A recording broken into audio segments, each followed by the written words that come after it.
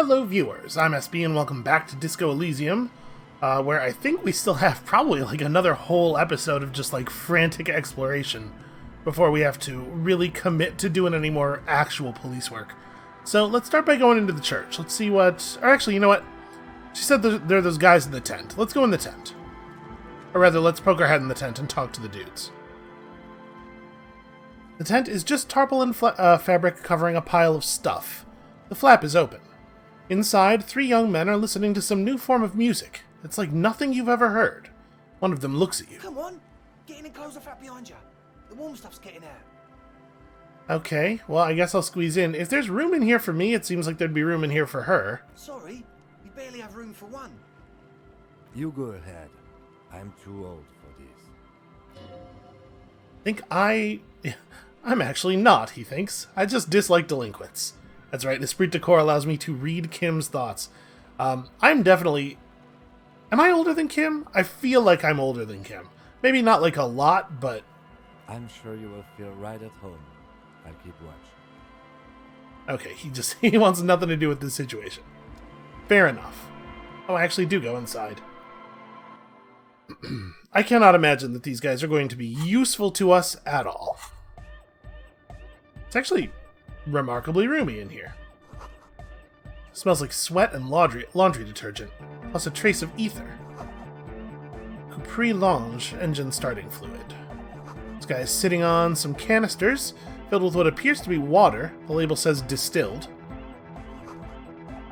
Speaker is, you know, a speaker. The big kind they use for live music, or other kinds of music. It's a speaker, it's not really specific. And over here we see a pile of nasal sprays. Brand name, Nazafed Ultra. Hey, I love those. Also, apparently, that was a skill point. Should we use this right now? I guess I can hold on to it. We could... What was that check that we had with her just, like, moments ago that I failed? It was an empathy check. We did want to level up our empathy again. Have I attempted the empathy check with Kuno? Yeah, okay, I have relocked it.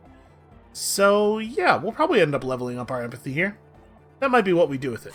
We could also open up the final thought cabinet slot, and I don't know what we would put in. We might not put anything in, honestly. So I guess maybe that's not a thing that we need to do right now. I don't know if I want to push this Cop of the Apocalypse thing any further. I'm trying to guide our man back to a place where he has some hope. The drama, we're trying to move away from this particular kind of dramatic. So I probably don't want to slot that. This is just it's gonna be so very sad. I know that I'm curious about our history and everything, but this might be too far. And this looks like it will make me completely insufferable, which again is where I'm trying to go away from. So I guess we don't need that right this second? I don't know. I suppose we'll wait until after we've talked to these guys to make the decision at the very least. A young man with peroxide blonde hair holds up a Harman Waushi tape player, nodding along to the music. He looks at you with a knowing smile and says... Hardcore! Oh yeah, is it? It's hardcore! I don't know what to say to that. Skibber danger. I am the rearranger. Why, even less do I know what to say to that. New task, solve the egghead puzzle. Could there have been a right way out of this garden of forking paths, you think? Oh man, hold on. We'll talk to the other guys first. Don't speak to Andre. I'm just annoyed. Oh man, I've been told I was supposed to avoid this guy. A strangely dressed young man says without looking up from his toolbox. Well, what if I want to speak to you first? I suck at socializing, man. If you go speak to Andre, I'll have time to tune in, get a reading on your side. Before he's finished talking, he's already turned back to his tools. You know what? Alright, I'm pretty weird in social situations myself. I'll give you a little room here. The young man picks up a thin metal saw blade and nods. Okay? It's a little nerve-wracking. You see a youngish man bleaching the tips of his hair with a toothbrush. He puts the toothbrush down and extends his hand in greeting.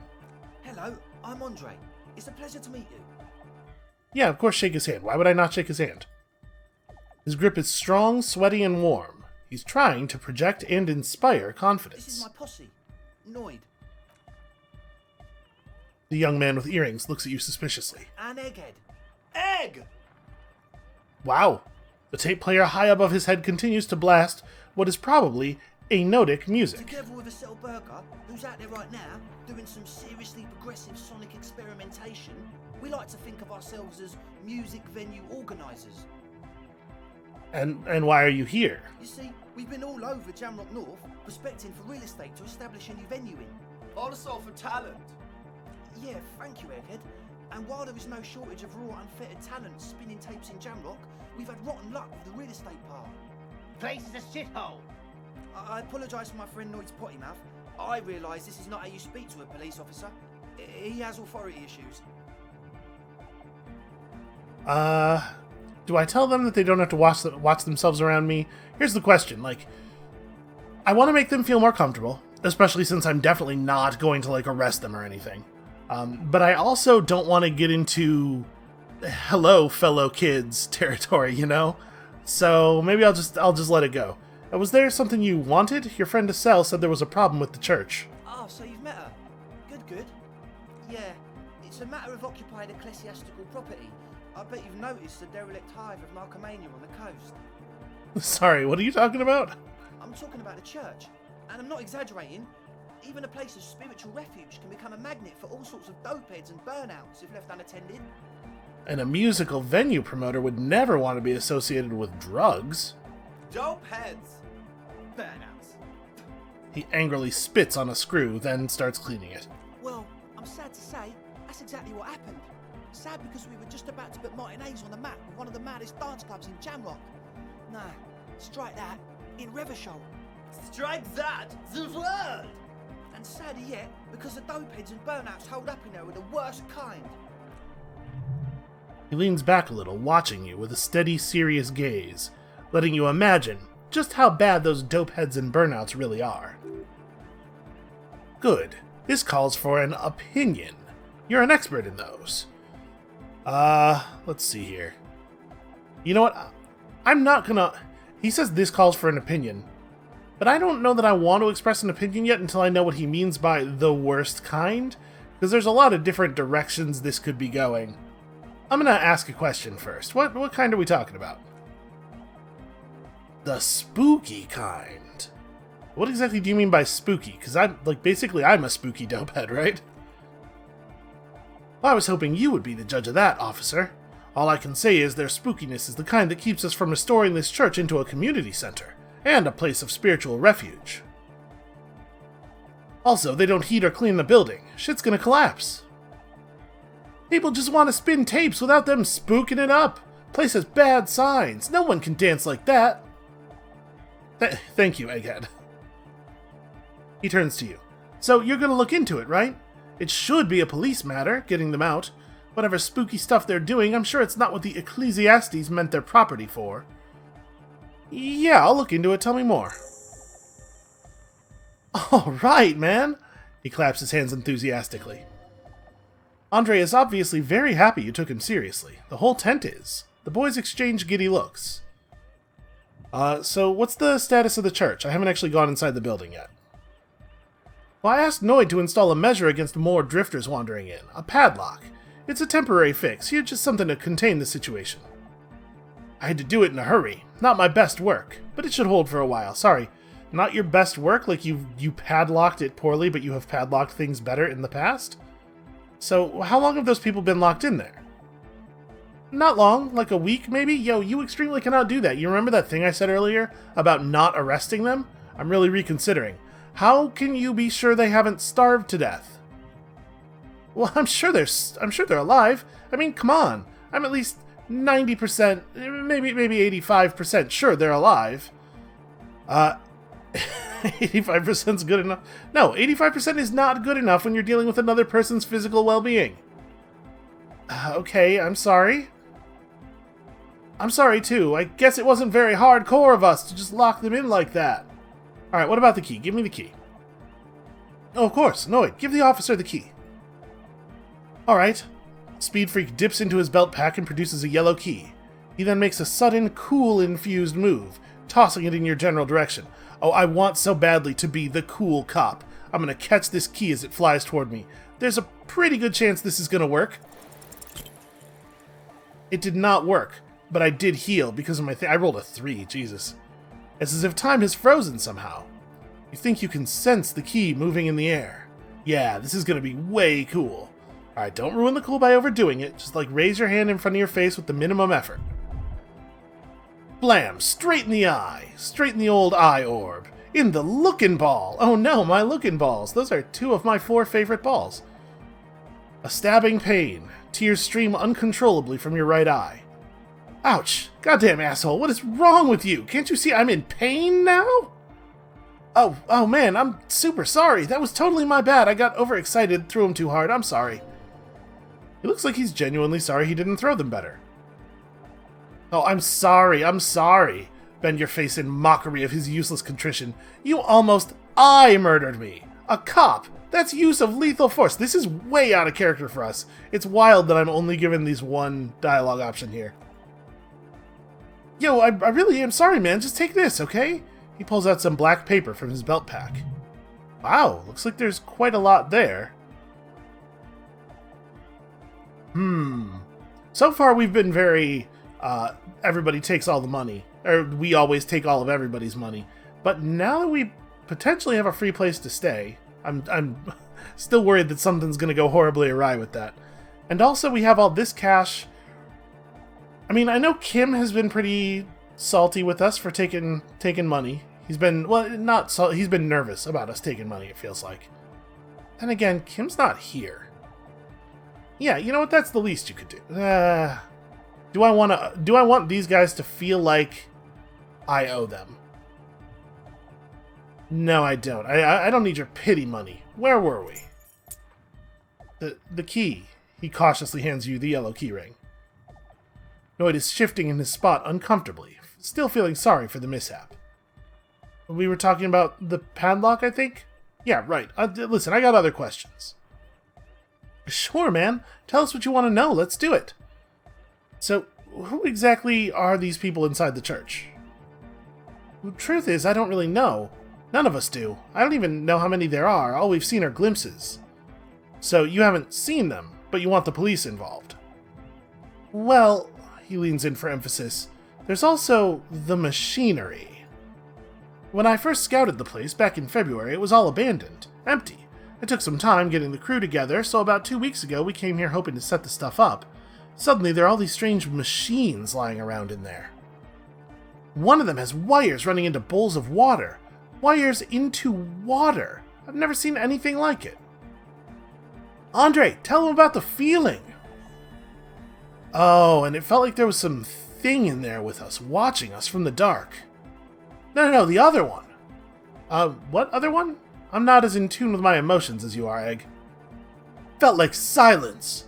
Awful silence. But you haven't physically seen anyone.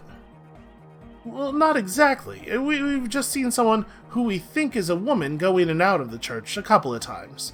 And we felt someone or something eyeing us inside, but that's kind of it. Okay? So there's... What was that about some thing watching you? Like you aren't alone, you know? It wasn't quite human, if you know what I mean. Not human. As in, a ghost? Do you know what he means? I don't. I really don't. It was this dark shape climbing along upside down along the ceiling, like some kind of crab man. A crab man? Yeah, you know? The way it was climbing up and down, or the way it was climbing up and around the ceiling. Like a crab. Yeah, that is what crabs do. The other one agrees. It was stalking a cell, exhibiting ambush behavior. Ambush behavior. Okay, Crabman. Crabman! I like Egghead. Yeah, totally. I mean, I didn't personally see it. Estelle was alone that time, but I believe her. If she comes out running and says there's a crab in there, there's a crab in there. All right, we're gonna have some words with Estelle before we go inside. You should ask her about it, but be nice. Don't tell her you don't believe in the crab. Listen, I don't necessarily not believe in the crab. There probably is no crab man. Don't let them draw you in with this nonsense. Hey, shut up, Logic. I'm into cryptids now. Can you tell me more about this machinery? Oh, you should talk to Noid about that. I just got a distinct burnout and dopehead sign from them. Probably jacked up to some snuff station, too. Probably. Very likely. With a small surge of PEA, alertness fills you, as if to say, "This is a dark corner, look behind it."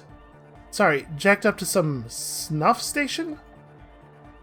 He means like one of those rich boy private radio stations, where you can listen to people getting killed on, then jerk off to it. Sick shit. Not that we would know anything about that, Noid just likes relay stuff. He appears sincere enough, sire. You could of course be wrong. We're getting derailed here. In short, you can talk to Noid about the machines. He'll tell you more. Okay, so now the big question. How can you be sure they're burnouts and dope heads if you haven't even seen them and maybe don't even have any evidence that there's anyone there at all? Well, honestly, I can't, but I am. This is a below-feeble attempt at avoidance. Basically, he's attempting to weaponize idiocy. Boy, a lot of that going around. Wow, you can't, but you do. I should add weaponized idiocy to my own repertoire. Here's a question. After the thing with my Cian balls, have we gone hostile with these kids? Am I just gonna like completely turn on them? Yes, I am. Hey now, he furrows his brow. I'm 70% sure they're substance abusers. Don't let all that technology fool you. He makes little quotation marks with his fingers when he says technology. Where do you think drugs come from? Okay, that's enough of that. I wanted to ask you about this tent full of equipment that I now am wondering how you got. Yeah, what? I see you brought your own water. Yeah, good to have, bitch to carry. When I first scouted the place, I did some reconnaissance. I'm not sure the church even has running water. Ah, and it's distilled, too. Oh? He doesn't know what to say. It's like a weird thing. That was a weird thing for me to say. It's the one they sell at the fuel station. It's like he's lying to you, my liege. But he's slippery enough that there's nothing for you to grab hold of. Like that the game explicitly telling me, there won't be any new dialogue options from this, though. What's with all that, Nosafed? The what now? He leans in to hear you better. Yeah, point at the bottles. The Nosafed Ultra? You sure have a lot of it lying around. Oh, the old Ultra. He's like an actor looking to the souffleur for his line. I have a major sinus infection? Stuffy nose, we all do. Shit's all blasted up. Hey, Winter, can't even breathe. Huh, sound fine to me. Yeah, he nods energetically. Well, that's all the Nosafed's doing. Without the Noza, I'd be drowning in shit right now. Nosafed is the shit. Okay, Noid, thank you. Good contribution. Hey, can I have some? I have some nose problems, too. Sure. He picks one up from the corner and hands it to you. Here you go, officer. The Noza. Blast away. So I get the Nosafed. What about all this engine starting fluid? The engine starting fluid. It's for starting engines. What engines do you start with it? What's with the goddamn Romangarat hearings? It's cold. The fluid's for the generator. He points toward the machine. Keep on it, sire. Yeah? How's that extra high ether content working out for you? Does it do the trick? I guess it does. You're not completely satisfied yet. Oh, super. Nod, then let the silence linger. And what is ethyl ether, anyway? No idea, man. Yeah, so they're trying to use the church as a place to make up some drugs, right? They're gonna do their own production. Do you think this line about sweat leads anywhere at all? I mean, it's probably just because they've been in here, sweating. I know it's cold, but still, in enclosed space, you can... I think that's probably a dead end. Alright, enough of this. Logic godly. But I did notice lots of stuff. Maybe everything isn't quite as you've been told. I think I have some logic clothing. We'll come back. I know Noid has his signs. What's the deal with Egghead? Well, he's a quiet man, mostly communicates through music and by being a master of ceremonies. How do you communicate with him? Well, he shrugs, he's just kind of here. I don't really know how to communicate with him. So have you ever really talked to him? Yeah, sometimes when I, stumble and find my way into his center, you have to hear a lot of hardcore to the mega first, though. The man smiles mysteriously, choosing to let the beat speak for itself. I get it. He's a puzzle. Sort of a maze, really. You mentioned some kind of ecclesiastes own the church? Who are these ecclesiastes? Oh yeah, that's a Meteoran name for the founding party. Thought it'd be cool to use it. If you don't know what the founding party is, there might be a way to mask it with minor demagoguery. Now humor me, Andre. What is the founding party? Should I bother, hey, here's a really good way to lose any sense of authority I've built up. Let them catch me pretending I know a thing that I don't know. Before we go on, what do you mean by Meteoran? Of Meteo? Concerning Meteo? Oh, that is my favorite Final Fantasy spell. Meteo? Meteo, a country? On Mundi? He looks at you, squinting his eyes to see if you're kidding. On the Mundi Isola. Listen, man, I don't even know what the founding party is. Come to think of it, I've never really looked them up, you know? I can't give you a precise definition, but they're like a very powerful religious organization. And they have roots in ancient mass society, he pauses. And they're the custodians of the Paracarnassian Church. Plus they anoint the innocents. They made the Innocentic system, no?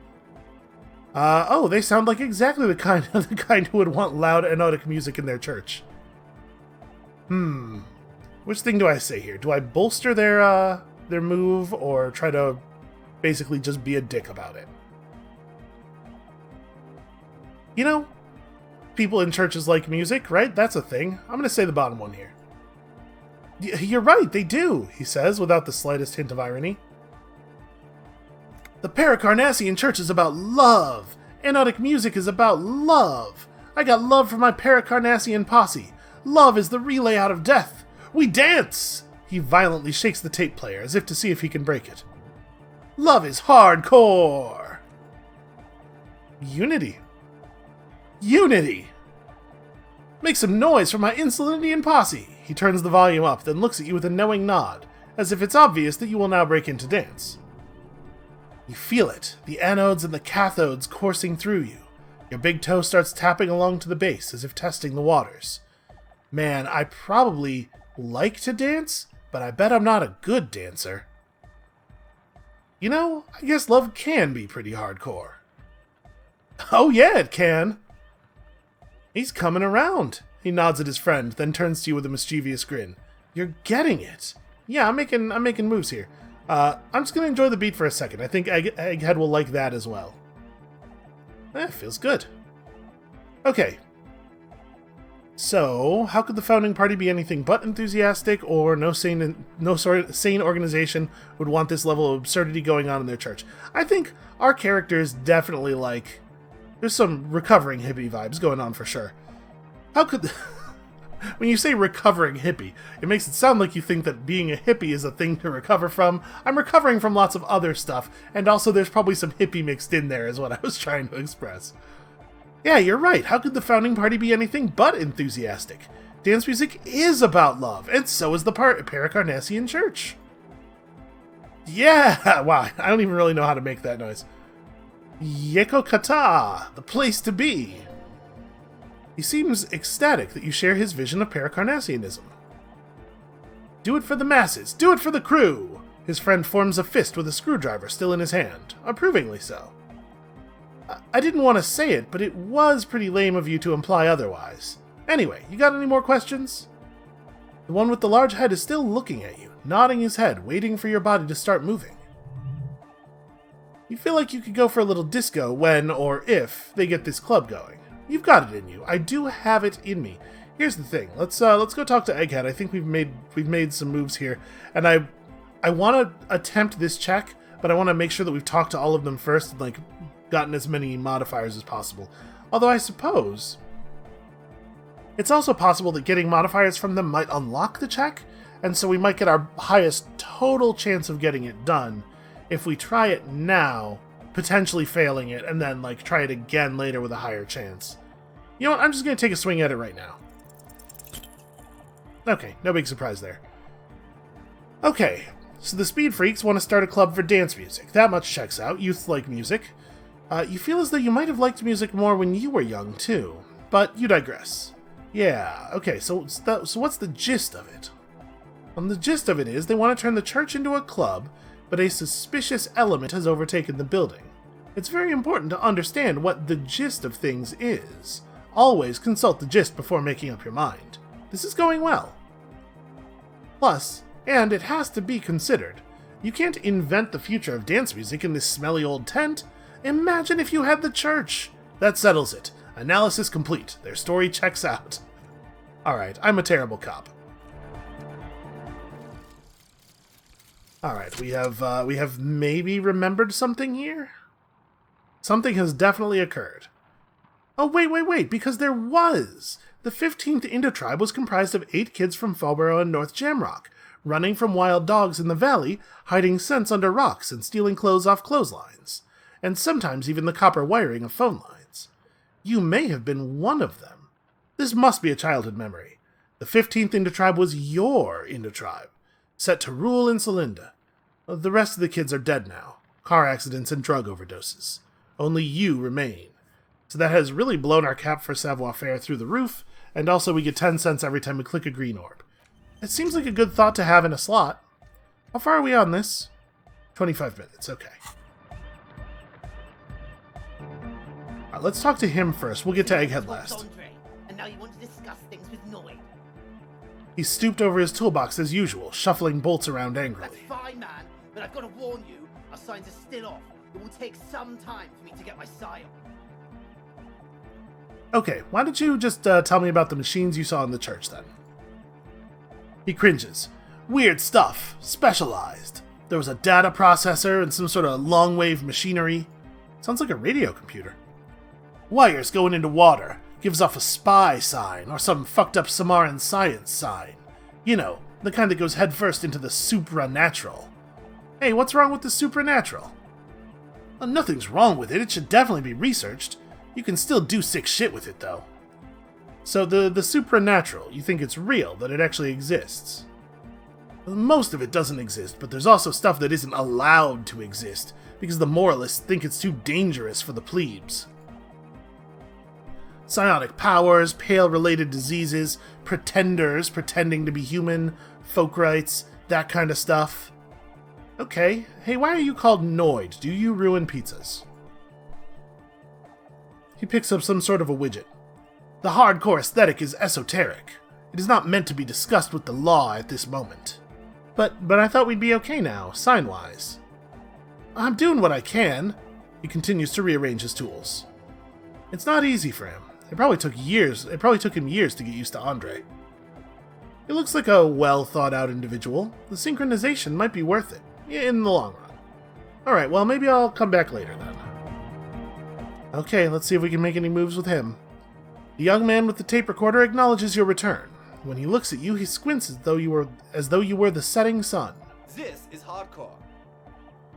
I will say nothing. Hardcore. I will still say nothing. Hardcore to the mega. All right. Here comes the night.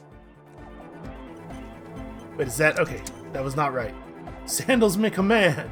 Detour 10-4 hardcore. Back to the heavyweight jam. Says the young man with the tape player and the large boyadero boots. Lung-shaped trees sprout on his silver belt buckle. Oh, weird. Hardcore.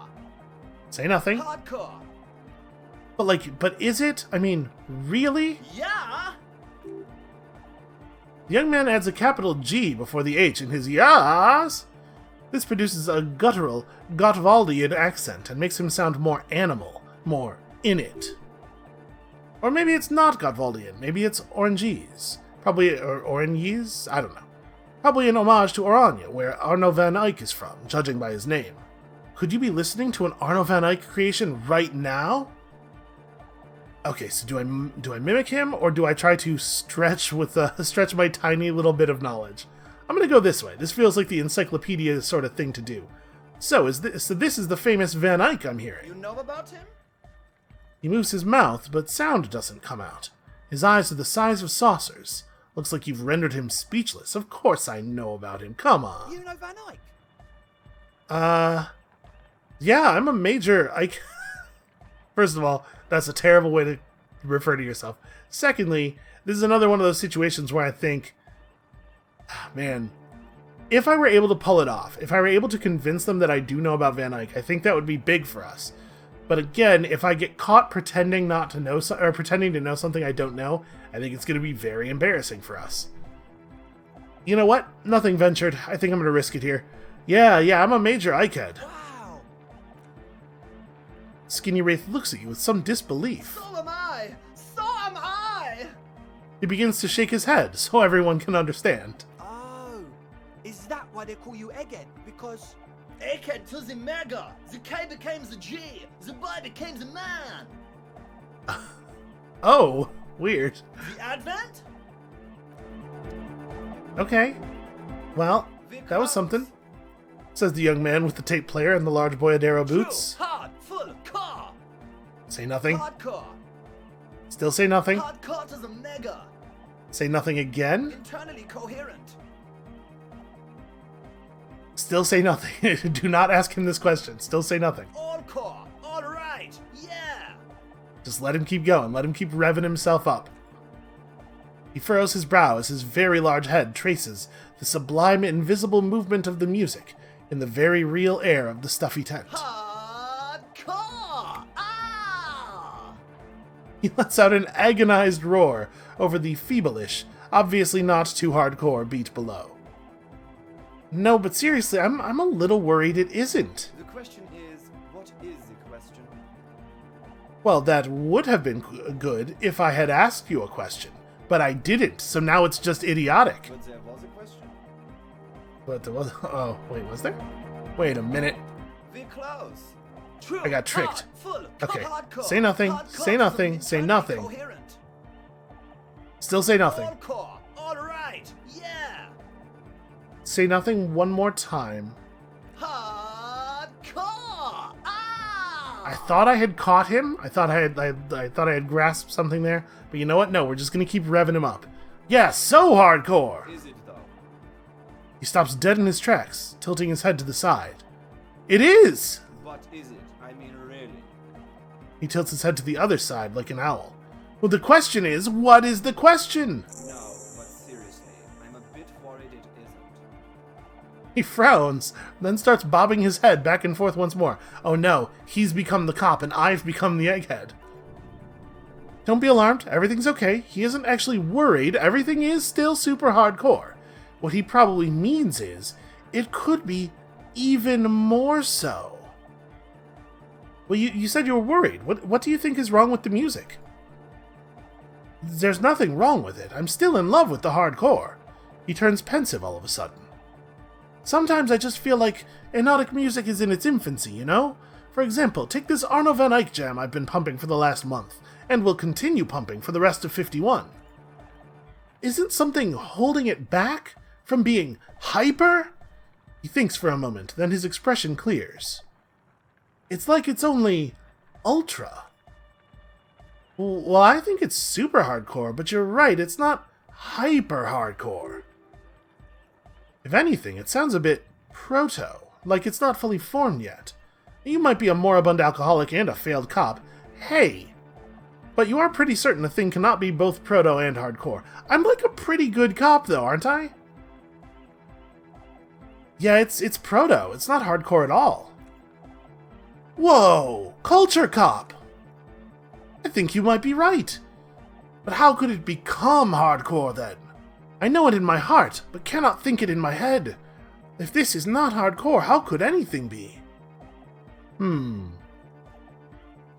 try to think if anything could make it harder core. Wait, I just remembered something. I'm the police. I almost want to click on... No. I'm gonna think for a second here. What? He looks at you with customary amazement. Guys, there's something happening in his head. Oh, okay. I'm gonna think even harder. Oh, yeah. He's doing it. But you're not. This is almost certainly a matter that surpasses the limits of reason. Aw, that's a shame.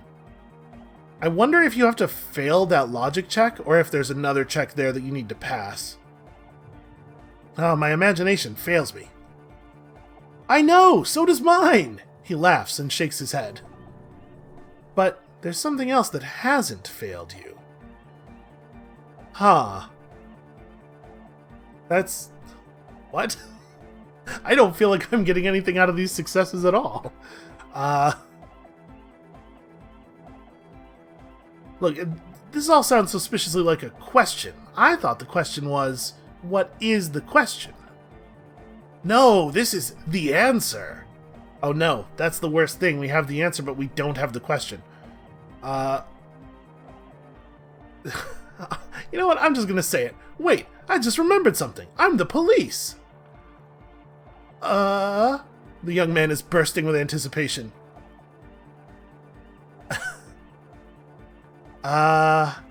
Nothing. Me being the police isn't gonna help us.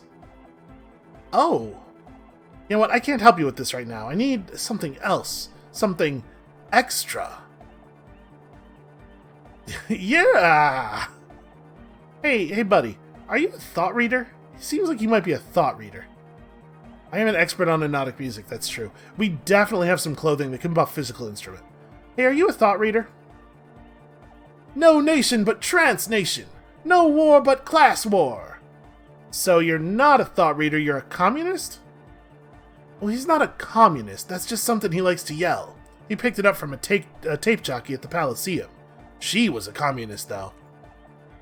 Yeah! With a rebel yell! Okay. Does that mean you're a thought reader? Don't be a lunatic. Of course he isn't. Jermaine here just yells random things.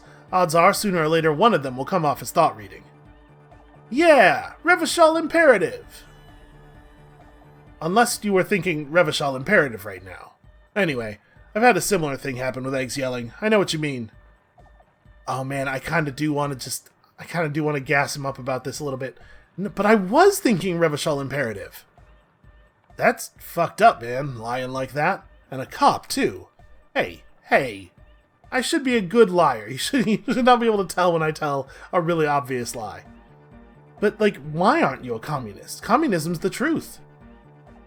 I could be a communist, he nods. If you want that, do you want me to be a communist? Please don't turn him into a communist. Oh yeah, turn him into a communist. Come on, it would be super. I bet I could, huh? Because the character really believes that, and also, our abilities to convince people are pretty solid. I will say this. If he's a communist, he might be more helpful to us. Oh. This is it right here. Don't be a communist, because that path is too hardcore. Ah, he yells. You guess, wow, really? That didn't convince him that he wanted to be a communist? I'm shocked by that. Hold on. Let's loop back through there. Be a communist, Egghead. The future needs your help. You guess he is a communist now. Okay, I got XP for that. Tell me something else, Egghead. Communism rules the nation! He looks at you with an almost impossibly wide, shining grin, looking to see if you approve. He has no idea what any of the words he's saying mean. Right on, Comrade Luminary. Here comes the sun! You could swear you feel the bright future of the working classes reflected off Jermaine Egghead's giant smile and right onto your face. Revolution makes your toes curl in anticipation. So, is your real name Jermaine? D'accord hardcore! Jermaine Egghead. Basically, yes it is. Hey, why is your belt buckle lungs? That's weird. Lungs are for love! Why would lungs be for love? When Dolores Day was anointed innocence, her lungs started glowing through her body, for the world loved her and she loved it back. Yeah! Oh, why wouldn't they be? Are lungs not the place where you hold the breath of your soul, and also all of your other breaths? Oh yeah, that makes perfect sense, man. Love! He suddenly yells, and the world seems to stop. In a woman's lungs! Lonely as I am, I'm not afraid. This strange, damaged feeling grows on, 'cause I've never loved someone like you before. A dopamine surge accompanies the words. It feels like electricity flowing down your scalp, dissipating into your neck. It feels good, like a spark of life in that moribund sponge you call your body. We did not get any extra modifiers to this check. Okay, hold on a second, Egghead. I'm gonna come right back. I'm gonna come right back with different clothes on. Oh, I guess we should probably also hit this. I've been thinking about this armor really hard for a while now. Remember that weakness you were looking for in the ceramic armor? Like, maybe it can only stop small, fast projectiles, but a large, slow-moving pry bar would shatter it. Or, if I run an electrical current through it, maybe it will melt. Or, personal favorite, frequency something something, radio weapon. None of that would work. You need to shoot the part of the enemy that doesn't have Fairweather T500 on it, because the armor itself is invulnerable. Good news is, so are the armor pieces on you. Okay, we have +2 hand-eye coordination against very specific foes. Well, who knows? That might come in handy at some point here. Alright, clothing. I definitely have physical instrument clothes. Yeah, we could do this. And let's see here, what else? That might be it, actually. No, my glasses are real physical instrument. I already have a point from my shirt slot. Yeah, I think that actually probably is it, huh? I could put on this bow tie. I'm kind of enjoying having the point of Inland Empire, though. Alright, I guess that's it. May as well try it, right? Good morning, comrade. Yeah! Gotta roll an 8. I could probably roll an 8. What'd I tell you? You know it in your lungs where the pressure should vibrate, in your heart that's alone, and in your solar plexus where the hits should land. So does every chordate animal. This needs more bass. Oh man, of course it does. That's true of all music. More bass, probably more drums. What? The young man makes a sudden move, like he's about to turn the volume down. But no, that would be ridiculous. And a melody. A good melody is what makes a song really stick, so that you can't get it out of your head anymore. And then I point at my head so he knows what I'm talking about. Wow, okay. We should start with the melody. But where would we get that stuff from? Nowhere. I'm not going to become some sort of anotic cop too. No, man, I don't know. I was thinking you would know. Oh, I'm sorry. I don't know anything about hypnotic music. I'm just the party boy. I get the people going and say it's hardcore. Even when it's not. What a liar. He feels ashamed he can't be of more service to the future of dance music. Okay. Well, you know what? I'll look into it in an official capacity. It's up to the police to make the beats go harder. Unfortunately worded. The young man falls silent with appreciation. He even tries to contain his smile, as if it could hinder your investigation. Basically, what you need to find here is a tape with some, bangin' music on it, so that Egghead could use it to remix Van Eyck's jam. Thank you, Andre. Yeah, maybe that street hawker across the pawn shop has some tapes to sell. That's just an idea. There is a hawthorn tree on Rue de Cinque's Lane right next to the canal. A reel of magnetic tape is caught in its branches, like bronze ribbons blowing in the wind. Wait, really? Okay. Thank you, Shivers. Rue de Cinque's Lane. I've been there. Oh, I know this. I can tell you where it is. St. G is the boulevard before the canal bridge, the one that takes you to the whirling and rags in the industrial harbor. It's got the lanterns and the... I knew that! I could have said that! And the mosaic sidewalk. But it's all blocked with that stupid traffic jam right now. Anyway. Feels cold. Does it? He looks around, looking for the cold. Alright, shake it off. I know what we're talking about here. Anyway, that's all yours to figure out, Copman. Copman! Yells Egghead. Alright, goodbye, Egghead. This has been a weird conversation. Been a strange episode so far. I mean, I guess they're all kind of strange episodes, but this one feels stranger than most. Anyway, maybe now we can finally go inside the church. I feel like it's been quite a while. Really been building up to this. We gotta remember to talk to Estelle first, though. I gotta know about this crab man.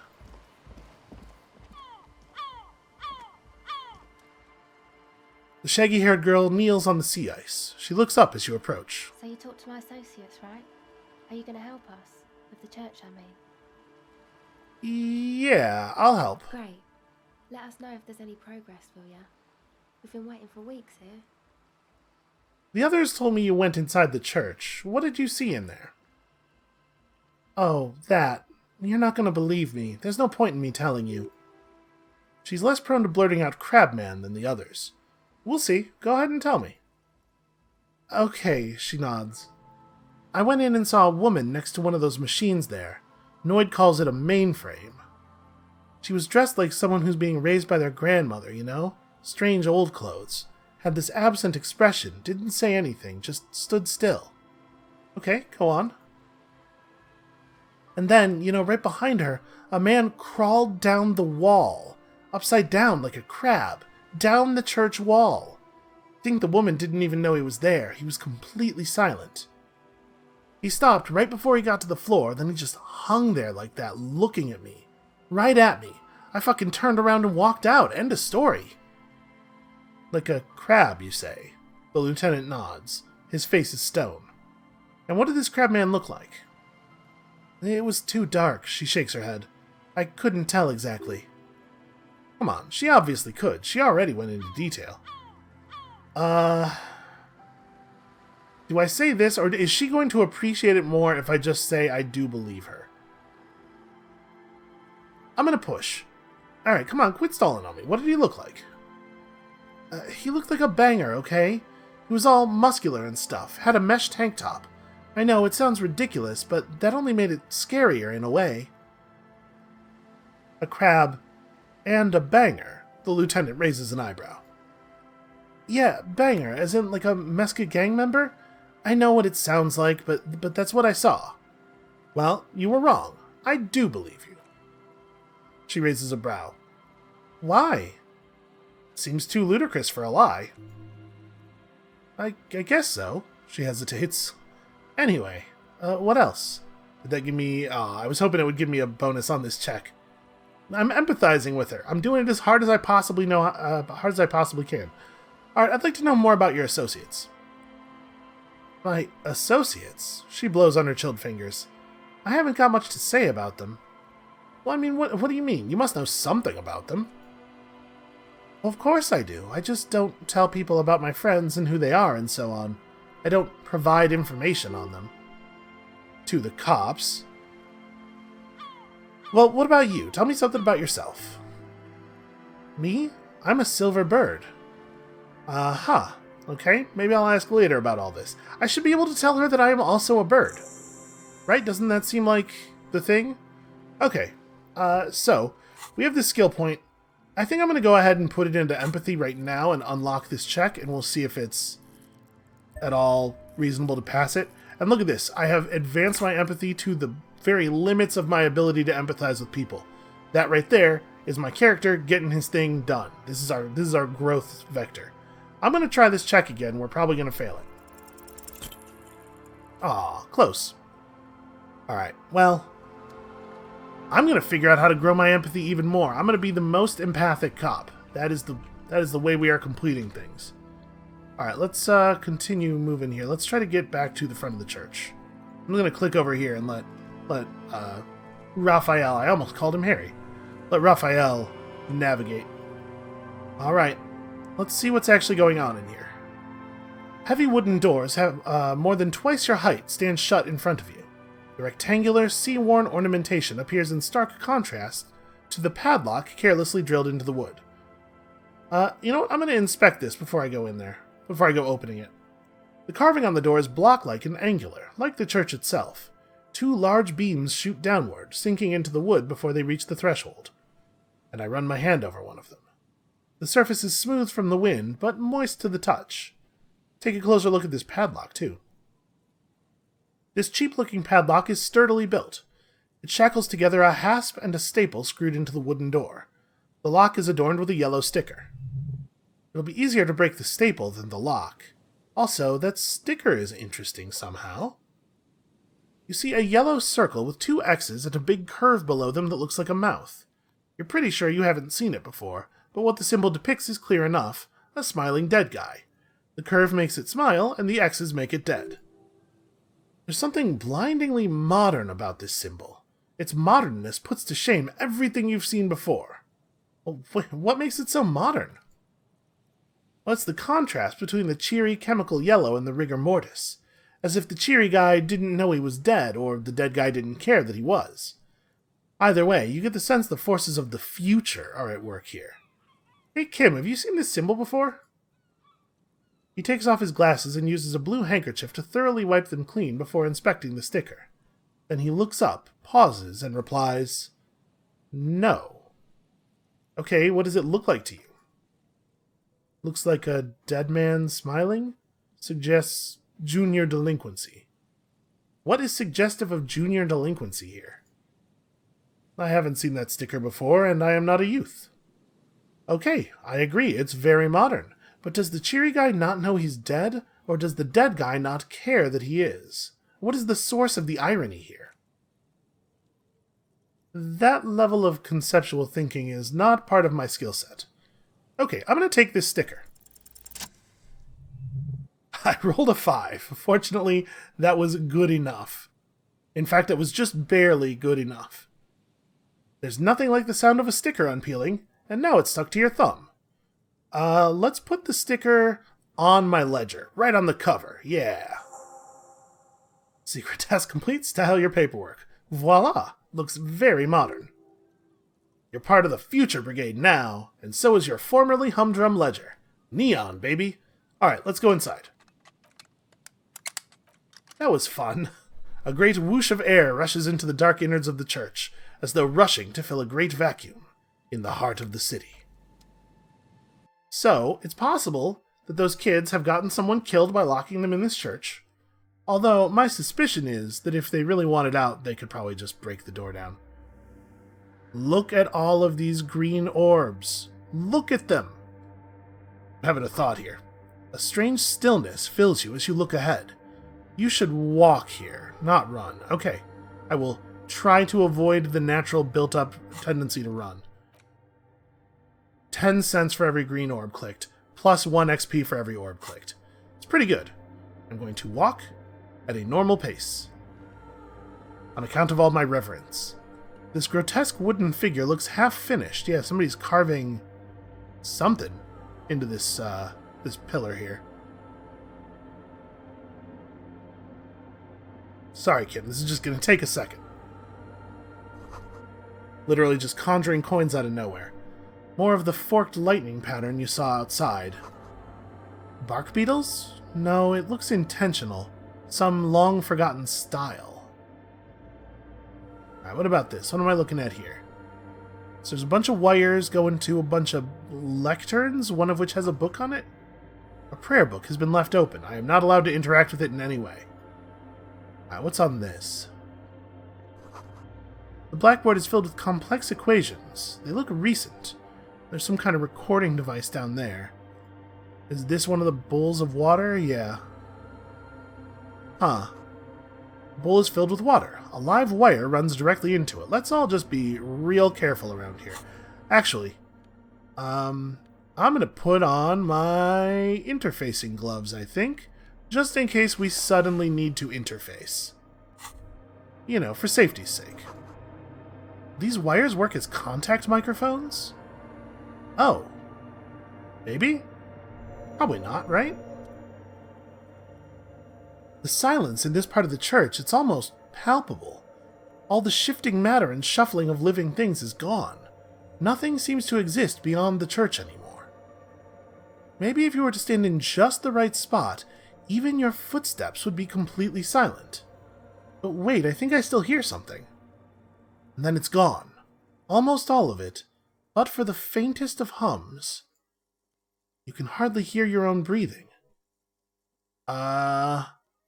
Ooh, how do I want to get loud? I'm gonna yell, because I'm afraid that stomping is gonna disrupt stuff. Your voice is barely audible. Not a howl, but the softest of whimpers. Oh, this is fascinating. I guess I have to stomp my feet and clamp my hands. I'm given no option. You produce a few muffled thumps, after which the silence feels even more total somehow. And then I turn to Kim and say what's happening, as though he's going to be able to hear me. The lieutenant points to his ears and shakes his head. Then he leans closer. Can you hear anything? Not really, but it's extraordinary. I've never experienced anything like this. I wonder why. The church was built with such strange acoustics. His detached tone conceals how uncomfortable he is. To me, it reveals how uncomfortable he is. Maybe the church was designed in this way to prevent boisterous activity, singing and dancing on its premises? And maybe they wanted to discourage singing and dancing? Could be. He doesn't seem entirely convinced, though. Look up into the bell tower.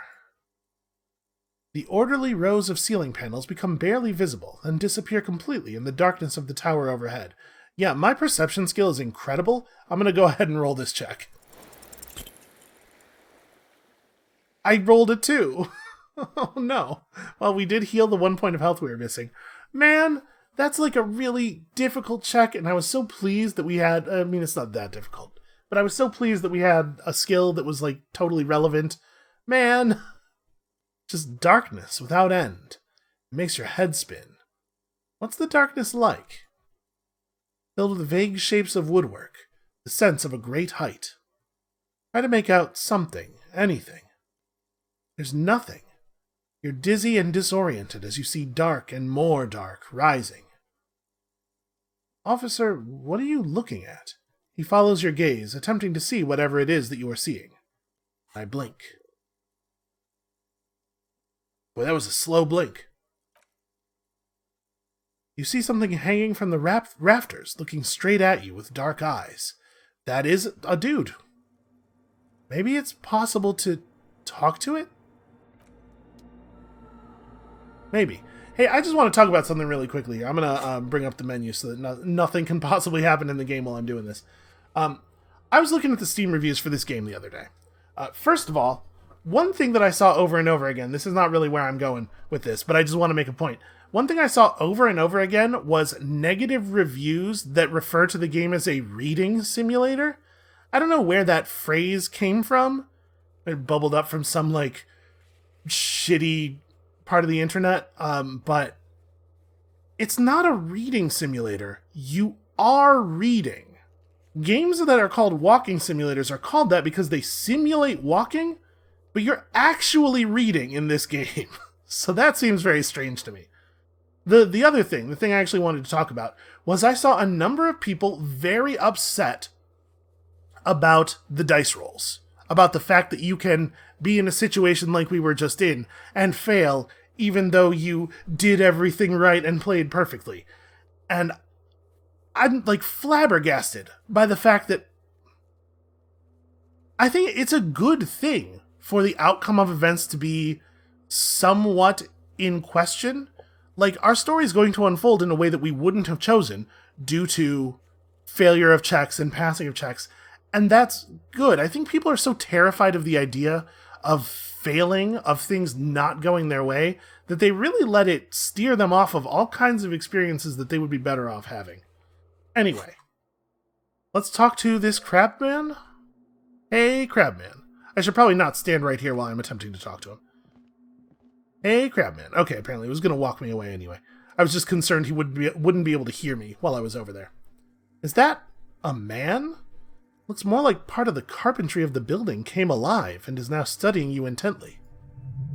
The crabman! Thank you, reaction speed.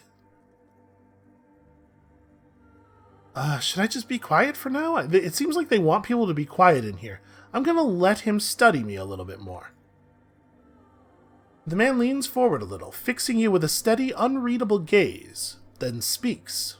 I bet your alcohol use has made you into a scared little pussy, Holmes. But don't worry. Everything's gonna be alright. You've come to the right place. Really? People here say Holmes? The right place for what? Here you can receive the mother's love. And when you're ready, she will take your hand and lift you out of the despair at the bottom of the bottle. This man is obviously a habitual narcotics user. Do we really need to question him? Is that obvious? I mean, I know he's weird, but... Hey, and what was that about the bottle again? You haven't even drank that much lately. Lay off it already, sheesh. Yeah, I'm doing just fine recovering from my alcoholism myself for the moment, thank you. Listen, I have a bit of a problem, and it's been getting out of hand lately, but... Estás crudo, eh? I see deep inside you. Your body and spirit are suffering greatly from overindulgence, and you don't even know it. Oh, dude, I am extremely in touch with my suffering right now. Not all of it. I was like you once. You don't know all the havoc El Reno is wreaking on your mind and your spirit. Necesitas parar, homie. No, I do feel like I know all the havoc. You know, actually, since we're here, you may want to pay attention to what the ceiling climber is saying. Yes, thank you, Kim. Seriously, I have it under control, kind of. I at least know what I'm supposed to have under control. Let's see, what do I want to say here? I mean, they're not wrong, except for the part where I don't know. I absolutely know. Like, who do you think you are? Some crazy guy under the roof? What is this shit? I don't know why I adjust my tie before saying that. The thing is, I don't want, especially Kim, to feel like I'm not taking the alcohol thing seriously. Like, I don't want Kim to think I'm self-deluded about the harm the alcohol has done to me. It's just that I think I'm better, I have a better grasp of it than the characters here are suggesting. I'm going to go ahead and say this. Let's let them know that I take it seriously. You know, for some reason, I feel like you have a point here. Don't trust me. Trust the mother. I'm only the messenger, Holmes. His voice echoes in the cold air of the church. This is the church of the Mother of Silence. You are welcome here. He sways gently on the beams, waiting for you to take it all in. You have no idea what the fuck he's talking about. Is he just trying to throw you off your game? Now, whatever it is, he's quite confident about it. Just look how gracefully he sways. It's not an act, my liege. Saving, perchance, he hath deceived his very self. The man is a zealot. Do you know where the other spooker is? And point at the strange machines. Other spooker? Oh. Okay, here's the thing. I don't speak Spanish. I'm gonna try here. Esa viejita muy estudiosa? Dunno, Holmes. Vieta is grandma? Is that the case? Why is that rhetoric and not encyclopedia? Okay, wait. So there is another person living in the church, and it's a vieta. Viejita? I don't know.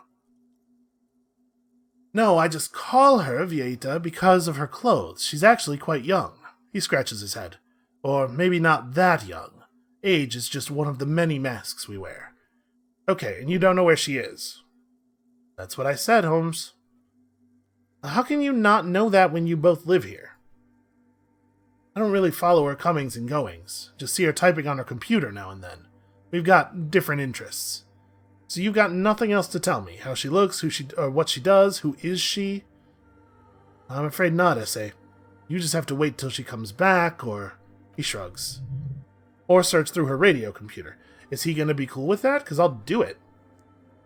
You know some ravers want to turn this place into a nightclub? The ones in the tent outside, right? I've seen them. I think they're scared of me. Yeah, I also get that sense.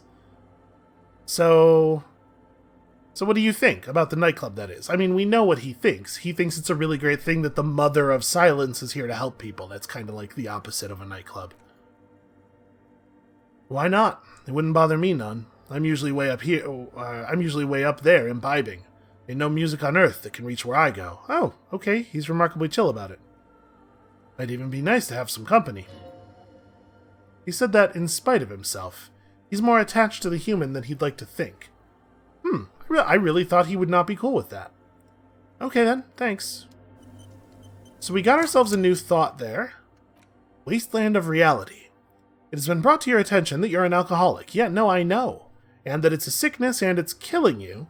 You're crawling on your knees through life, your booze-filled belly dragging on the ground, your brain now fuzzy, now in overdrive, your hair sticking together with today's cold sweat and yesterday's vomit.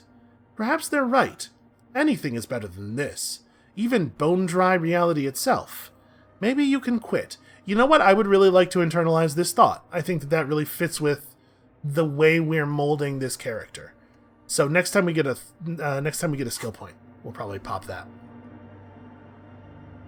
Takes a long time to internalize, and -2 physical instrument really sucks, but a cracked pane of glass, colorful, and we're also going to walk and continue to be respectful here. Frost has drawn flowers on the glass, obscuring the view. Figure drawn in frost on the window, depicting a deer. We cannot actually see that. Okay.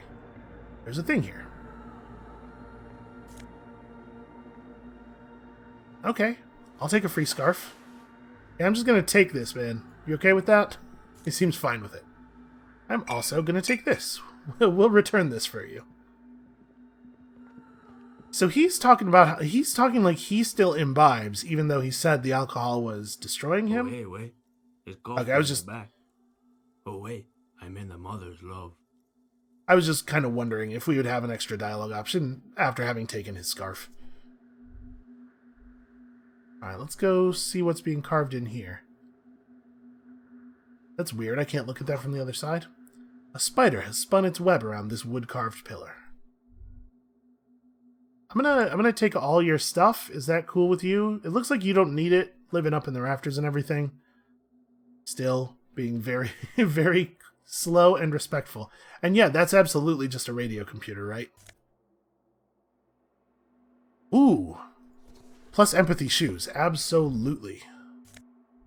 Also, a bunch of money that you definitely don't need. You're living rent-free. I mean, I'm also living rent-free, but I'm not going to tell him that. A portable Harman Waushi tape recorder. Is it possible it's recording something? Well, the reels are moving, so yeah, I think it's possible. Someone's siphoning electrical current from outside into this antenna.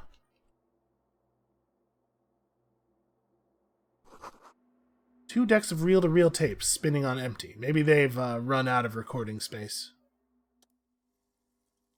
In the white, silver, and apricot faience, the young mother of humanism stands above you. A crack runs across her body.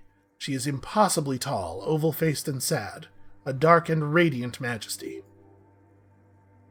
This is Her Innocence, Dolores Dei. Cradled in her arms are a pair of glowing lungs, clearly visible from underneath her flowing dress. You should kneel. Yeah, okay, I'm a little overtaken by the majesty of it. I'll kneel. Your knees touch the floor. The floorboards are hard and cold. There you kneel among the snowdrifts, diffuse light falling on your hands from beyond the glass. I'm going to look up. The woman looks down at you kneeling. She towers among her followers. Architects, laymen, courtiers. There is a sad smile on her lips and a glint in her green-blue eye. Of what? Compassion? Remorse? She acknowledges the passing of someone who is still alive. You. So that's... She acknowledges the passing. Well, it sure sounds like mourning. But there's some compassion in mourning. There's also often some remorse in mourning, even if there really shouldn't be. You know, sometimes you just feel like you failed somehow in a way that you couldn't have. It is not possible to live, and yet...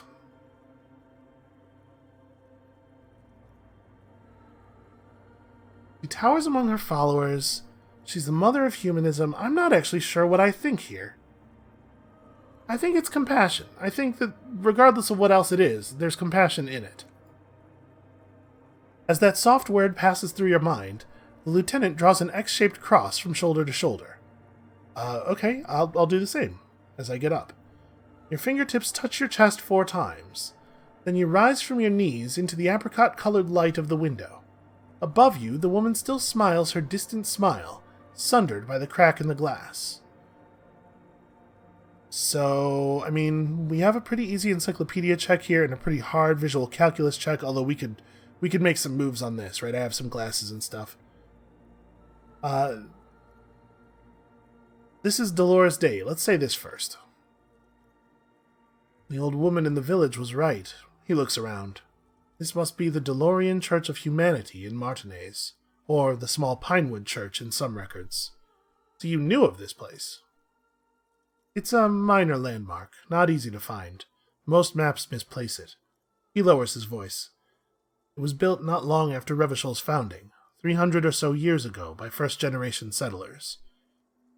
What else do you know? There used to be 7 stave churches on the coast. The Sept Sur, they call them, the Seven Sisters. Only one remains. The rest were burned in the Revolution or used for building materials. We should be respectful here, although the building appears to be deserted. I do not believe we'll find anything connected to the lynching here. Something else, perhaps. He looks at the machinery lying around. Yeah, it's definitely weird. Respectful. Is the lieutenant a follower of DeLoreanism? A pang of guilt? The lieutenant is leaving something out. Hey, do you know why it was abandoned? I have a theory, yes. There's a pause, then he continues. There was a police raid a while back. I heard the place was shot to pieces. The old woman in the village was being tactful with us when she didn't mention it. She has more respect for the RCM than many around here. Well, who conducted this raid? Well, your station was involved, I hear, although I can't be sure. How come a lieutenant isn't sure? Is this confidential information? This does seem like it would be public. So you're not sure? 3 precincts were involved in the raid, and people say Precinct 41 was one of them. I don't remember being here. I'm pretty sure it was a clandestine operation. I don't know anything more about it. Why it was conducted, or who participated. I try not to pry into extra-district matters. If I was here, I should find out what I was doing. Good luck. You will not get information on a confidential operation from your station secretary just by calling. If you really don't remember, it might be better to keep this one forgotten.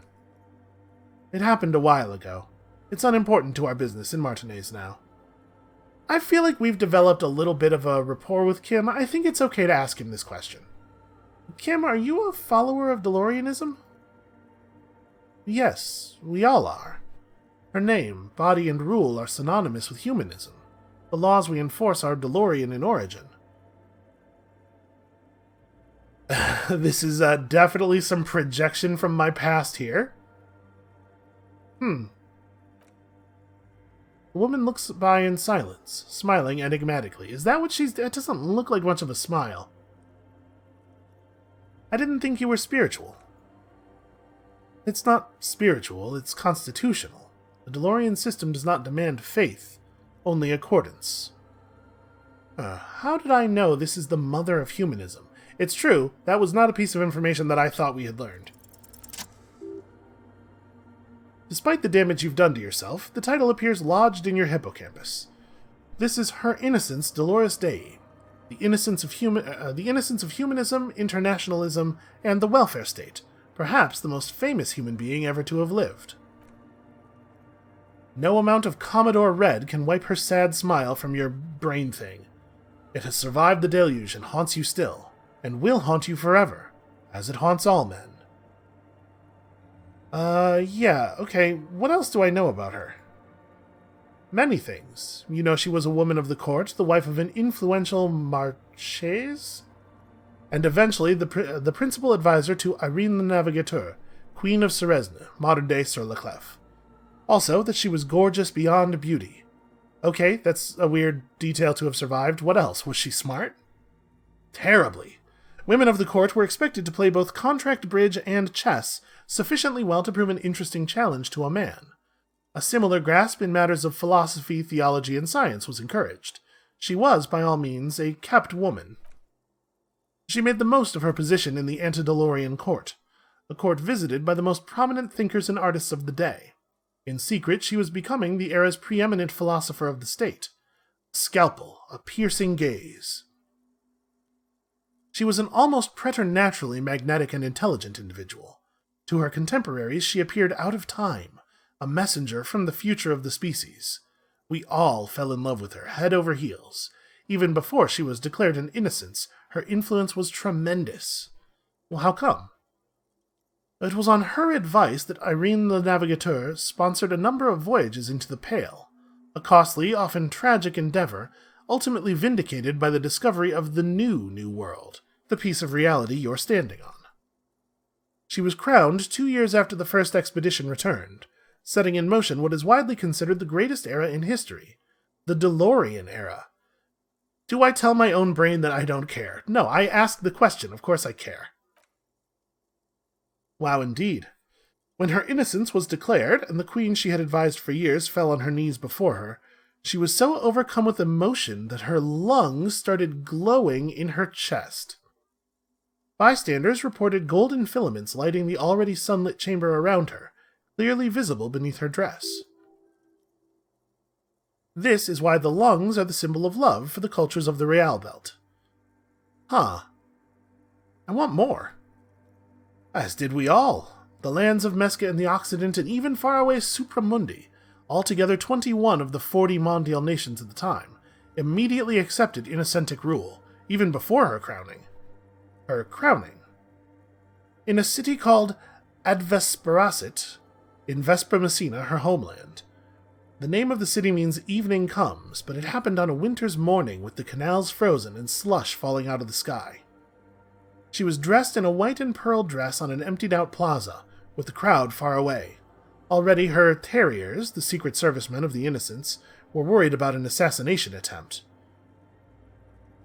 These are weird. Why is there so much focus on her beauty? I guess on the inside of my brain it makes a little bit more sense because, as our character may well be obsessed with physical beauty, but it's still a little off-putting how much time is being spent on this.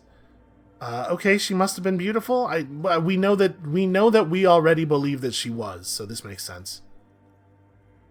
Oh yes, she looked like humanity's young mother, a perfect mother, insultingly beautiful.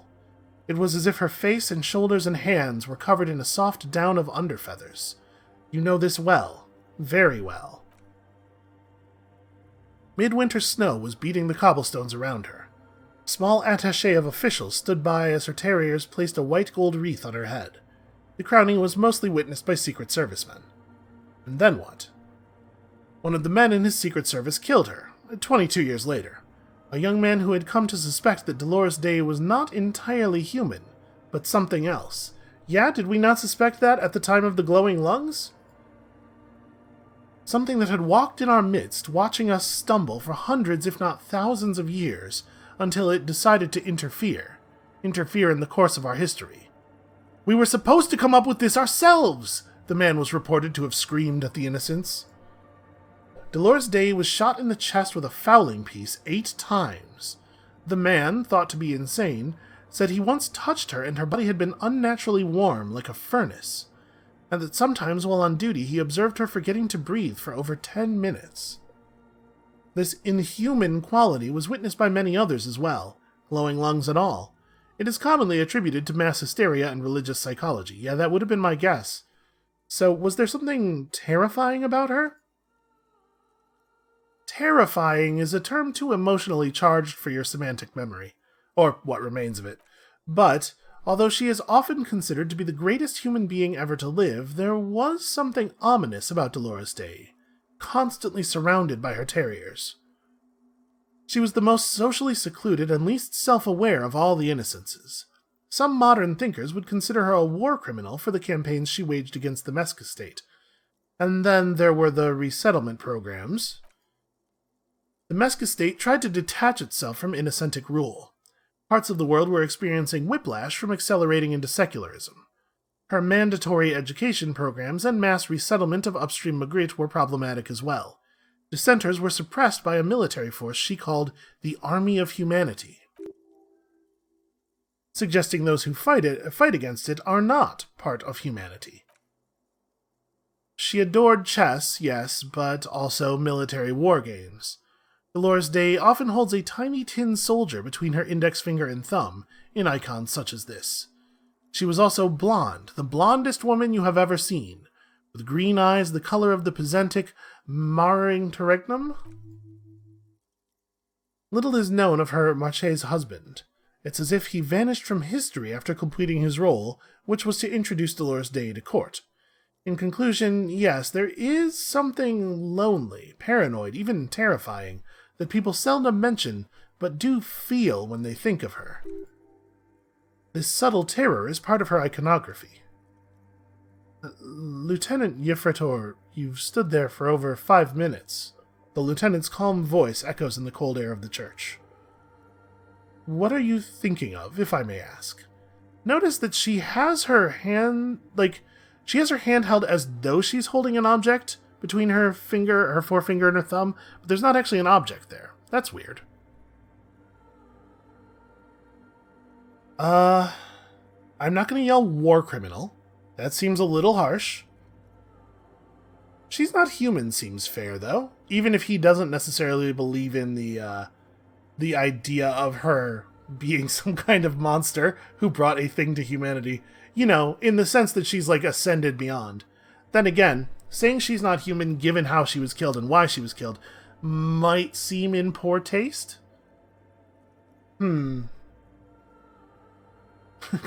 Glowing lungs, that's fucked up. I'm gonna say that, actually. Yes, glowing lungs are quite unusual. After that one time, they have not been reported to glow. He takes his glasses off to clean them. I feel bad, I sort of deflected there. You know, this church, the coast, we shouldn't linger. Finish what you came here to do and let's move on. This isn't a good place to get lost in. Okay, hold on. I'm gonna, bump our visual calculus with whatever equipment. Hold on a second. Was I having a thought?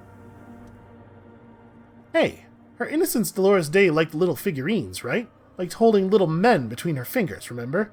Sorry, what? You have the headless FALN rider figurine. You should give it to her. Win her back. What? Win who back? I can't win her back. She's a long-dead historical figure. Don't be so pessimistic. Love doesn't die that easily. Huh. I should, yeah. This is a task of mine now. So very, very, very nifty. Nifty and mysterious. This is surely what the figurines are for. I do kind of want to offer her a figurine. That's a weird, fun thing to do. Let's, visual calculus here. I can't remember if we have anything aside from the glasses, but we definitely have glasses that are for this. These ones. Those ones do not help with it, and in fact, they lower our perception, which is not the same thing as visual calculus, of course. Alright, I think this is it. I think this is the only... Oh, wait, no, this commander's jacket, also very helpful. This huge red scarf is still dusty from lying in the church. A subtle red-on-red embroidery embellishes it with cocky roosters and mesquite floral motifs. While these dapper snakeskin shoes have an almost invisible white-on-white flower motif sewn on the tongue. The toe caps are still dusty from lying in the church. Right, you get empathy because you're literally walking in someone else's shoes. I like that. Alright. I'm gonna attempt this check. Wow, murdered it. A jigsaw of broken shards falls into place in front of you, a ghostly reconstruction of the stained glass window. Before it was shattered, there was an older woman beneath the younger one, and a text, a leitmotif, below them both. What shattered this mosaic, do I think? Well, unknown. Yeah, that makes sense. Who is this older woman? The escutcheon on her throne says Irene the Navigator. She is depicted as an older woman wearing thick-rimmed eyeglasses, holding a golden Reichsapfel on one hand and a scepter in the other. This is the queen her Innocence Day advised. Above, she herself is whole.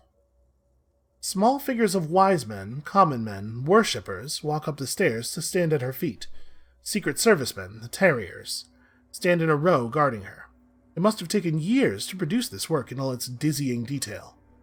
And the motto, what does it say? Below both women in luminous black letter, Après la vie, mort. Après la mort, la vie de nouveau. So after life, death. After death, a new life? The new life, I guess? And then along the left side, Après le monde, le gris, après le gris, le monde de nouveau. So, after the world, I know what gris means. Hey, Lieutenant, this used to say, after life, death, after... Death, life again, he nods. After the world, the pale. After the pale, the world again. Okay. Nouveau, does nouveau just mean... I mean, nouveau literally means new, but I guess maybe it also means again. This exaltation is common in DeLorean sacralism. In the early years, it was even incorporated as the RCM slogan. No more, however. Why?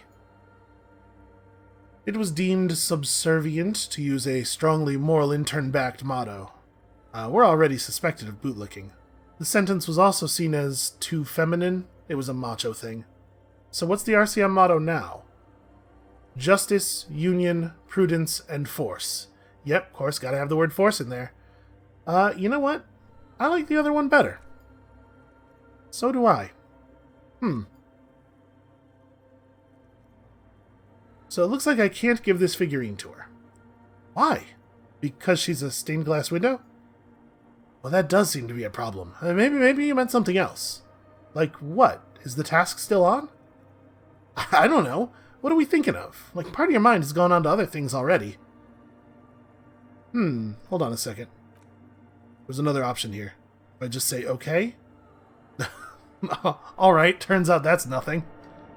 You know what? This episode's gotten quite long, but I guess while we're here, we may as well have a look at this radio computer. This game really just, like, draws me in, man. A machine stands in the corner, watched over by the figures on the stained glass window. It's turned on and quivering with soft electricity. Another radio computer, says the lieutenant, stepping closer, and this time it's already turned on. He seems cautious around the machine. We should leave. I doubt this place bears any connection to the case. Yeah, but this machine looks just like the one in the doomed commercial area. It's also quite similar to the one we have down at the station. Must be the same model. He inspects the machine's framework, careful not to touch anything. The one you saw earlier was the Riem Civic. This is the Riem Prefect, model number RC7024, equipped with a Feld mainframe and a Riem-compatible interim printer. Wait, let me just investigate this real quick. You see fluorescent play and print buttons on the keyboard. A hatch connected to the central compartment is wide open. The lieutenant says nothing. You see the machine's glowing frame reflected back from his diamond-shaped glasses. You're free to proceed. His glasses are not diamond-shaped. Right? They're just round. Right, let's look inside the compartment. Behind the hatch sits a cube-like crisscross of filaments, smoldering in the dark like fireflies. Silver tape on the side says in a black marker, log, February to March. Another filament memory. Press play to talk with the repeater. Yeah. Wait, no, print. Nothing happens. Okay, play. The speaker comes to life. Static seeps through the machine's planar magnetic driver. An old lady greets you. Her voice sounds 100 years old. Good afternoon, Fortress Accident on St. Brune. This is East Indian Repeater Station 1. Please repeat. Is this the personal log? It's the same old woman you spoke with through the radio computer in the doomed commercial area. Is this the personal log? I looked inside the core, but the tape on the filament just said log, February to March.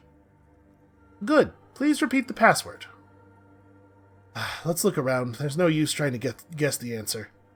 Maybe he knows something. Oh, yeah. Maybe he does. I definitely don't know the password, though. No, we're good. Thanks. Okay, maybe there is yet more to do here. We're gonna go ask him real quick. Sorry, we're gonna go ask him at a normal, respectful speed. Try not to walk through any of the bowls of water. Oh, hey, wait. There's coffee in the back. Oh, wait. I'm in the mother's love. Have you by any chance heard the Viejita say the password to the radio computer? Too many times, I say. You need it for something?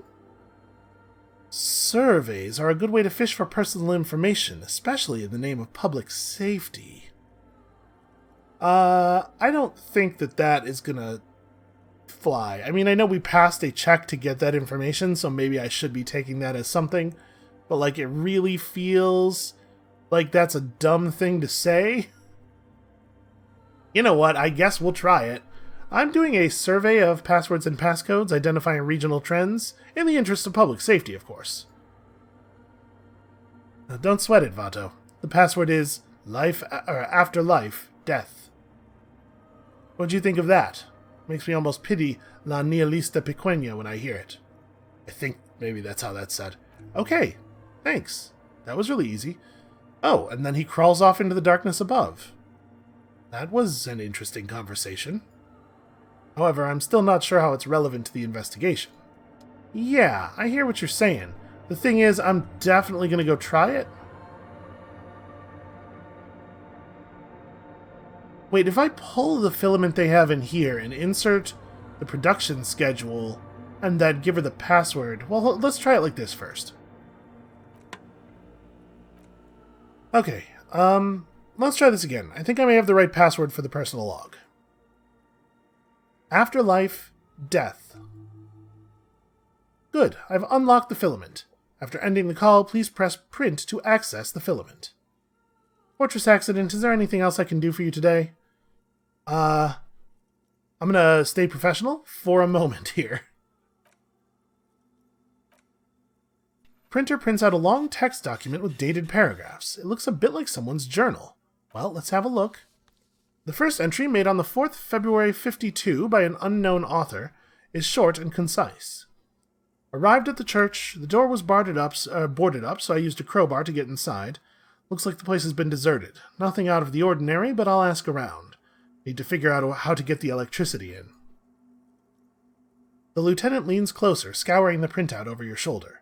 Just as you finish reading, he looks up, muttering under his breath, 4th of February? That's over a month ago.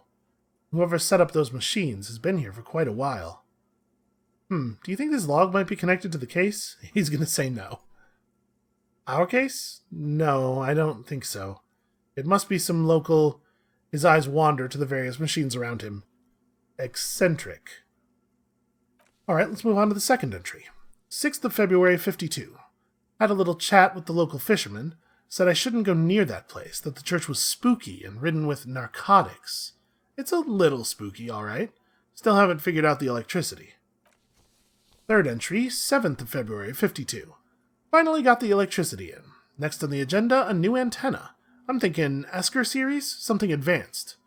Why would she need an antenna? Why would anyone need any of this equipment here?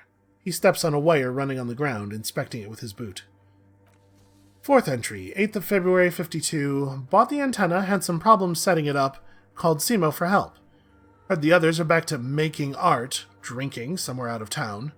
Sulislav started a rock band again. Lexi has been seen asking money from strangers. But at least the artists have their act together. They're qualified labor. They can get work anywhere. Graphic design, ads. The programmers are doing fine too. I mean, they're programmers. The writers, though, they're fucked. I just have to find out what caused that data loss and be done with it. Still don't understand how it managed to wipe out the backup when the backup wasn't even connected to the front. I know, everyone thinks it's impossible. They say I must be lying. But I'm here to set it right. A data loss? Seems like something to do with radio computers. Unfortunately, I don't know enough about them to understand what the author is saying. Something about the backup data getting destroyed and how everyone thought it was the author's fault. He adjusts his glasses. Let's just keep reading. So, artists, programmers, Lexi, who are all those people? These are the people who are working on the game in the commercial area, right? I think that's the implication, at least.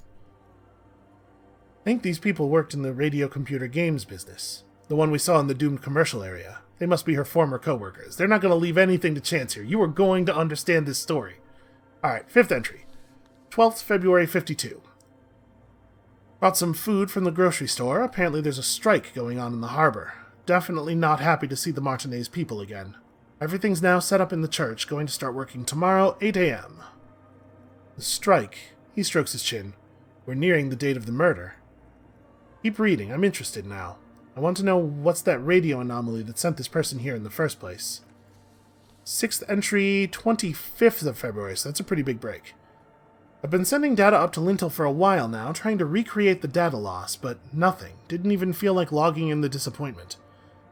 But I did discover a curious or audio-spatial anomaly at the back of the church. I've named it the Swallow, because it swallows sound. Need to get some mics. Is she talking about... Well, the lieutenant looks to his right, toward the silence. Alright, 7th entry, 28th February. Yes, the first recordings confirm that the Swallow is real, and I'm not just losing my mind. It's a pillar of silence with a diameter of approximately 3 meters. It seems like the higher I go, the less I record. It might be a coincidence, or it could be connected to the data loss that led me here. Well, I guess if you're transmitting all of your data via audio... Pillar of silence. She is talking about the silence. Is she suggesting it's more than just an architectural quirk?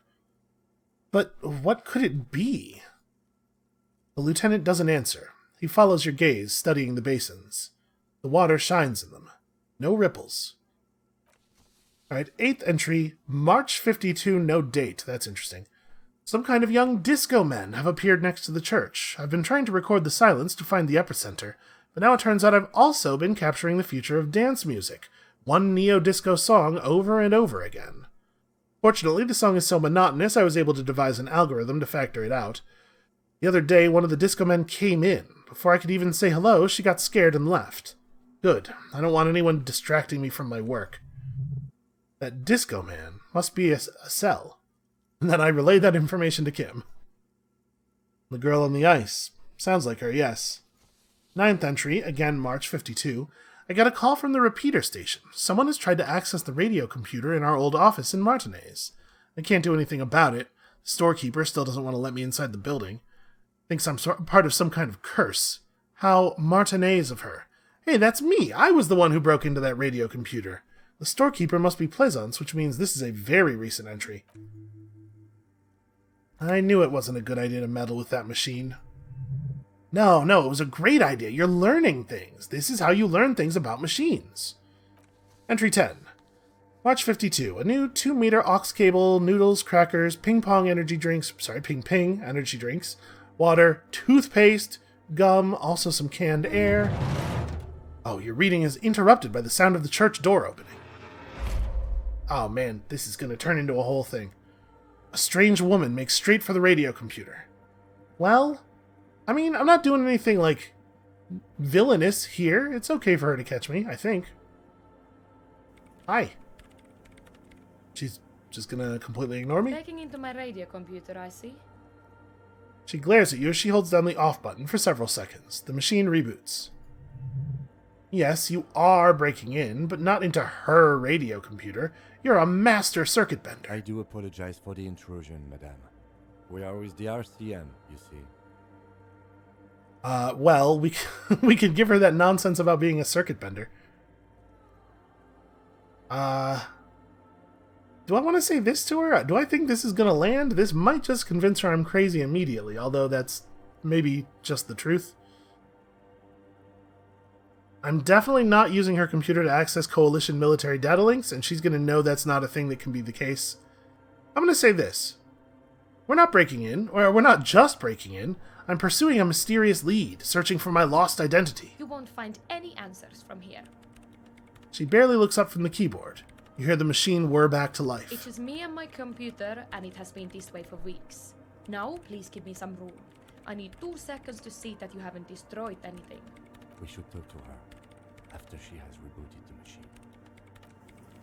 Well, it sounds like she already rebooted the machine, but talking to her afterward is probably a thing we ought to do tomorrow. So that's going to be it for us for today. That one got away from me a little bit. It's just everything that's happening is so damn fascinating. Come back next time, tomorrow, to resolve some of this suspense. And we'll see you then.